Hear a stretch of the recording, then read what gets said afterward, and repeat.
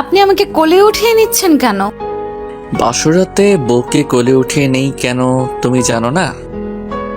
কিন্তু দুলাভাই, আমি তো আপনাকে ভালোবাসি না, তাহলে আপনি আমাকে এরকম কোলে নিচ্ছেন যে?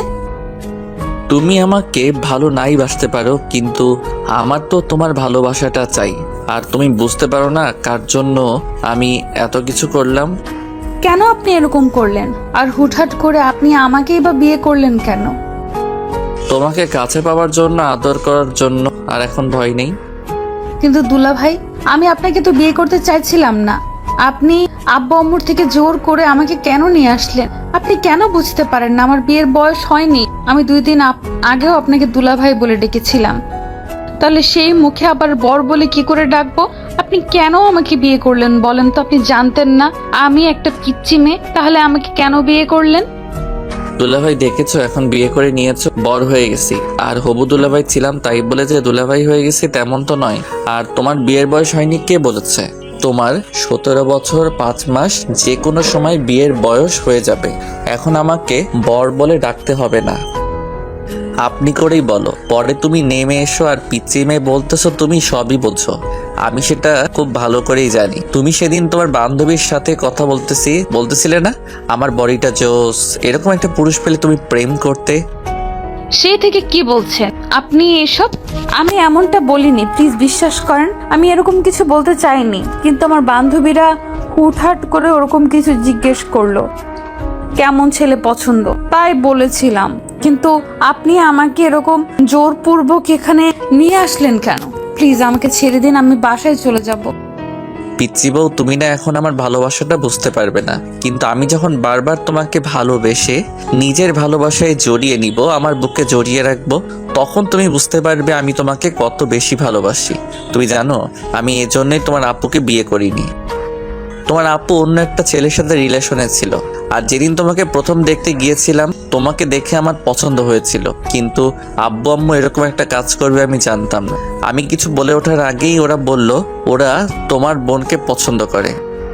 আর আমি বোঝাতে পারলাম না আমার তো তোমাকে ভালো লাগে। ভালোবেসে ফেলেছিলাম, তোমাকে কাছে পেতে চাই। তুমি কেন বোঝো না? তোমাকে আমি অনেকবার বোঝানোর চেষ্টা করেছি, কিন্তু তুমি এটা কেন করছো বলো? তুমি তো জানতে যে আমি তোমাকে পছন্দ করি। দুলাভাই, আপনি এগুলো কি বলতেছেন? আপনি যে এরকমটা ভাবেন আমি জানতাম না। আর কি বলতেছেন আমি জানবো কি করে? আমি ভাবলাম আপনি আমাকে শালী হিসেবে পছন্দ করেন। আমি জানতাম না কি আপনি আমাকে এরকম ভাবে পছন্দ করেন, তাহলে কখনোই আপনার দিকে ফিরেও তাকাতাম না। আপনি আপুকে এইভাবে কষ্ট দিলেন, এটা কি করে করলেন আপনি বলেন? যাকে ভালোবাসি তাকে বিয়ে না করলে অন্যায় হবে, আর যাকে ভালোবাসি না তাকে বিয়ে করে নিজের কাছে টেনে নিয়ে যদি জোরপূর্বক সম্পর্ক করতে থাকি তাহলে সেটা খারাপ হবে। সেটা আমার জন্য অন্যায় হবে, তাকেও ঠকানো হবে আর নিজেকেও ঠকানো হবে। আমি পারবো না আমার ভালোবাসার মানুষটাকে দূরে রাখতে। কিন্তু আমি তো আপনাকে ভালোবাসি না, আপনি বুঝতে পারেন না? আমি আপনাকে ঘৃণা করে আপনি যে একটা কাজ করলেন, আব্বু আম্মুর সম্মানটা নষ্ট হতে বসেছিল শুধু আপনার পাগলামির জন্য আমাকে বিয়েটা করতে হয়েছে। আপনি কেন এরকমটা করতেছেন বলেন? আমি তো আপনাকে কখনোই ভালোবাসতে পারবো না। আপনি বুঝতে পারতেছেন না। এখন ভালোবাসো না, কিন্তু পরে বাসবে। আর তাছাড়া আমি কি দেখতে খারাপ নাকি? ঘৃণা করো স্বামীকে, ঘৃণা করা যায়, সমস্যা নেই। একটা সময় ভালোবাসতে শুরু করবে। তুমি জানো তোমার বরটা কত রোমান্টিক? হ্যাঁ, এটা ঠিক যে তুই বিয়েটা করতে চাইতেছিলে না। আমি পাগলামি তোমার জন্য করেছি, বুঝলে? এখন তুমি যদি আমাকে এমন করে দূরে সরিয়ে দিতে চাও, আবারও সে পাগলামিটা করব। আর একটা সময় তুমি আমাকে অনেক বেশি ভালোবাসবে। তুমি জানো না তোমার বরটা কতটা রোমান্টিক, কত বেশি আদর করতে পারবে তোমাকে। তুমি শুধু একবার দেখো। আসলে আপনি যে একটা ফাজিল আর একটা লুচু, সেটা আপনার কথাতেই বুঝতে পারতেছি। না হলে নিজের শালীকে কেউ বিয়ে করার মতো সিদ্ধান্ত নেয় আর শেষ পর্যন্ত করেই ছাড়লেন।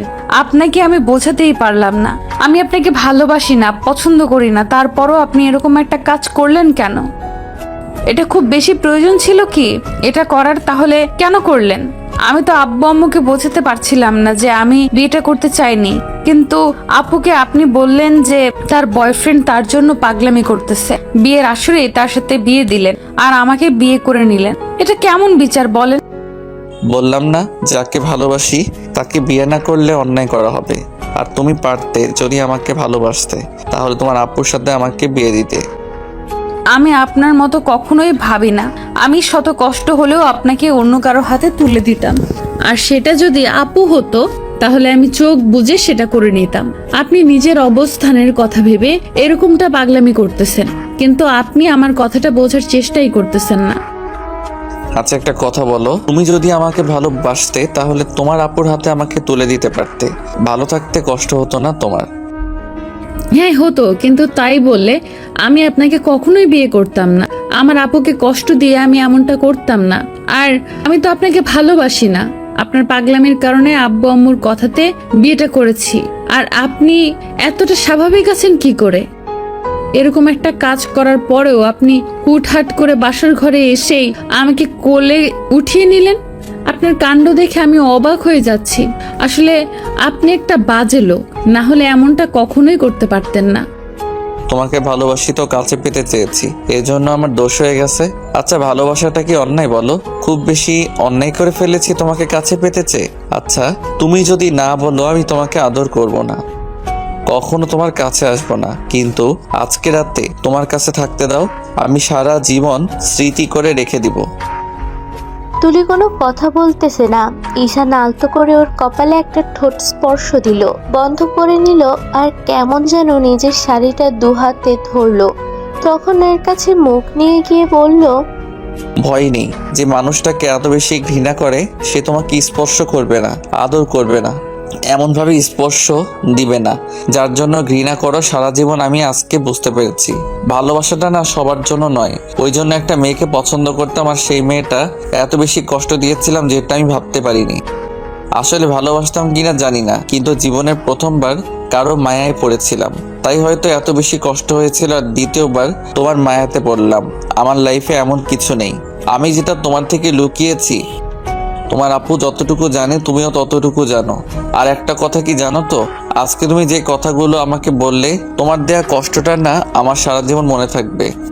তুষি কোনো কথা বলছে না দেখে ঈশান ওকে কোলে থেকে নামিয়ে দিল, আর তুষি যেন বাঁচলো। ঈশানের থেকে দূরে গিয়ে একটা জায়গায় বসে পড়লো, তারপর একটু হাসতে লাগলো। কিছুক্ষণ পরে একটা ব্যাগ থেকে কিছু টাকা বের করে তুষির সামনে রেখে দিয়ে বলতে লাগলো, বিয়েটা তোমাকে যেমন করে করি, তাই দেনমোহরের টাকাগুলো না আমি পরিশোধ করে দিলাম।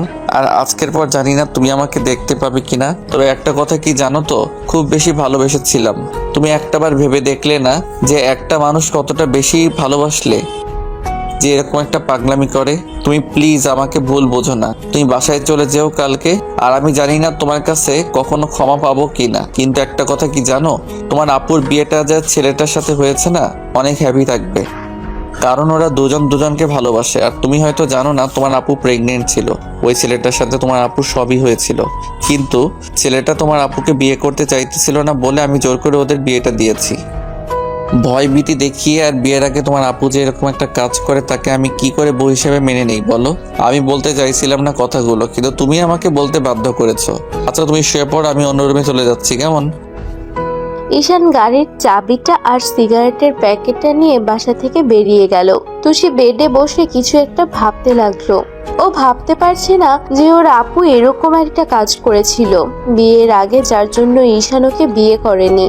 কিন্তু ভেবেছিল যে ঈশান ওকে ভালোবাসে বলে এরকম ভাবে বিয়েটা ভেঙে দিল। কিন্তু এটা ঠিক যে ওর সন্দেহ হচ্ছে যে এরকম কিছু করেছে কিনা। তাই মিথিলার দেরি না করে ওর আপুকে কল করলো। সাথে সাথে ওর আপু ফোনটা রিসিভ করতে শুরু করে। আপুর কথাতে তুষি ফোনটা কেটে দিয়ে কিছুক্ষণ চুপচাপ রইলো। তারপর একটা সময় ফুপিয়ে কান্না করে উঠলো, কারণ যে মানুষটাকে এত ভালোবাসে তাকে বোঝার চেষ্টাই করলো না। তো পরদিন ঈশান বাসায় ফিরলো না, ফোনটা রেখে গেছে। আব্বু আম্মু অনেক খোঁজাখুঁজি করলো, তারপর জানতে পারলো ও রাতে এরকম কথা হয়েছিল। ওদের মাঝে আব্বু আম্মু চুপ করে রইলো। তো বিয়ের কোনো ফর্মালিটি আর পূরণ করা হলো না, কারণ বিয়ের দিন রাতেই পর বাসা থেকে চলে গেছে। এরকম কিছু হওয়ার পর তুষির উপর অনেক রাগারাগি করলো, কারণ তুষির আব্বু আম্মু ওর উপর থেকে জানতে পেরেছে যে ওর আপু প্রেগনেন্ট ছিল। এই জন্যই ঈশান বিয়েতে না করে দিয়েছে। এই ঘটনায় প্রায় 15টা দিন কেটে গেল। এর মাঝে তুষি কান্নাকাটি করতে শুরু করে দিয়েছে, কারণ ঈশান ওর জন্য বাসা থেকে চলে গেছে। এর মাঝে 2-3 বার অসুস্থ হয়ে পড়েছে। তারপর যখন ঈশানের কোনো খোঁজ খবর পাওয়া যাচ্ছিল না, তখন তুষি না খেয়েছিল আর কেমন যেন শূন্যতা কাজ করতেছিল ওর মাঝে। ঈশান এরকম একটা কাজে তুষি ভয় পেয়ে গেছিল। ঈশান যদি উল্টাপাল্টা কিছু করে ফেলে তাহলে ঈশান তার জন্য দায়ী থাকবে একমাত্র তুষি। অনেক জায়গায় ওর আত্মীয় স্বজন দিয়ে সবাইকে খোঁজ খবর লাগিয়ে রেখেছে। ঈশানকে কোথাও দেখা যায়নি, কিন্তু ঈশানকে কেউ কোথাও পাচ্ছে না। কয়েকটা দিন পর তুষি হুটহাট করে অনেক বেশি অসুস্থ হয়ে পড়ে, কারণ খাওয়া দাওয়াটা ছেড়ে দিয়েছে। আর বিষয়টা ঈশান কোনোভাবে জানতে পেরে যায়। তুষি অসুস্থ, নিজের ভালোবাসাটাকে এত বেশি কষ্ট দিয়ে ফেলেছে, যার জন্য টেনশন করে নিজেই অসুস্থ হয়ে পড়েছে। অন্যদিকে ঈশান দূরে থাকলেও ওর একটা বন্ধুর মাধ্যমে খোঁজ খবর নিচ্ছিল। ঈশান সবটা জানতে পেরে বাসায় চলে আসে। তারপর এসে দেখে তুষি শুয়ে আছে। 15টা দিনেই শুকিয়ে গেছে। এত মায়াবী মুখটা আজকে শুকিয়ে কাঠ হয়ে গেছে। চোখের নিচে কালো দাগ পড়ে গেছে। ঈশান বুঝতে পারলো না কেন এমনটা হয়েছে। ঈশান আসতেই আব্বু এসে ঠাস ঠাস করে ওর গালে 2টা থাপ্পড় বসিয়ে দিল। তখন ঈশান, সরি আব্বর, কখনো এরকম ভুল হবে না। আমি বুঝতে পারিনি আমার পাগলিটা এত বেশি কষ্ট পাবে। আব্বু ঈশানকে বকাঝকা করতে লাগলো। এর মাঝে তুষির জ্ঞান ফিরে আসলেও তাড়াহুড়ো করে উঠে বসে আর দরজার দিকে তাকিয়ে দেখে ঈশানকে আব্বু বকা দিচ্ছে। ঈশানকে দেখেই তুষি ফুপিয়ে কান্না করে ওঠে। তখন ঈশান তাড়াহুড়ো করে গিয়ে তুষির সামনে বসেও চোখের পানিগুলো মুছে দিতেই তুষি ঈশানকে জড়িয়ে ধরে আর তুষি কান্না করে দিয়ে বলতে শুরু করে, আমার সামান্য কথাতে আপনি আমাকে ছেড়ে গিয়েছিলেন। আমি তো আপনার ভালোবাসাটা বুঝতে পারিনি বলেন। আমি জানতাম না কি আপু এরকম একটা কাজ করেছিল, আর আপনি আমাকে এত বেশি ভালোবাসতেন। আমি ভুল করেছি আপনাকে কষ্ট দিয়ে। প্লিজ আমাকে ছেড়ে দিবেন না। দেখেন আমি না এই কয়েকটা দিনে না রাতে ঘুমাতে পারিনি। যবে থেকে আপনাকে কষ্ট দিয়েছি আপনার শূন্যতা কাজ করেছে। এত তাড়াতাড়ি যে কাউকে ভালোবাসা যায় সেটা আমি এই কয়েকটা দিনেই বুঝতে পেরে গেছি। না পাগলি, আর কখনো দূরে সরে যাব না। আমার তো এটা ভেবে ভালো লাগছে যে আমার পিচ্চিটা আমাকে ভালোবাসে। আমার পিচ্চি বউটা যে আমাকে এত বেশি ভালোবাসবে আমি সেটা জানতাম নাকি? আর তাহলে কখনো ছেড়ে যেতাম না। আমার ভয় হচ্ছিল যে তুমি হয়তো আমাকে কখনো ভালোবাসবে না, তাই তোমার থেকে দূরে সরে গিয়েছিলাম। শূন্যতা বোঝাতে চেয়েছিলাম যে ভালোবাসাটা কেমন হতে পারে, কিন্তু এত তাড়াতাড়ি বুঝতে পারবে আমি সেটা জানতাম না। তুমি আমাকে মাফ করে দাও প্লিজ। তুমি আর এরকম কষ্ট পেও না। এখন কান্না থামাও পাগলি। ঈশানের কথাতে আব্বু আম্মু সবাই বাইরে বেরিয়ে গেল। তখন তুষি ঈশানের বুকে কিল ঘুষি মারছে দেখেই ঈশান ওর মুখের 2 পাশে হাত দিয়ে তারপর ওর চোখের পানিগুলো মুছে দিল। তারপর ওর ঠোঁটে আলতো করে কয়েকটা কিস করে দিল। সাথে সাথে তুষি যেন বেপরোয়া হয়ে উঠল। ঈশান ওকে ছাড়িয়ে নিয়ে শান্ত করার জন্য বুকের সাথে খুব শক্ত করে জড়িয়ে ধরল। তো ভালো থাক ভালোবাসা। আমাদের দেয়া গল্পটি যদি আপনাদের ভালো লেগে থাকে তাহলে একটি লাইক করুন। আরও নতুন নতুন গল্প পেতে চ্যানেলটি সাবস্ক্রাইব করে বন্ধু হয়ে আমাদের পাশে থাকুন। ধন্যবাদ সবাইকে।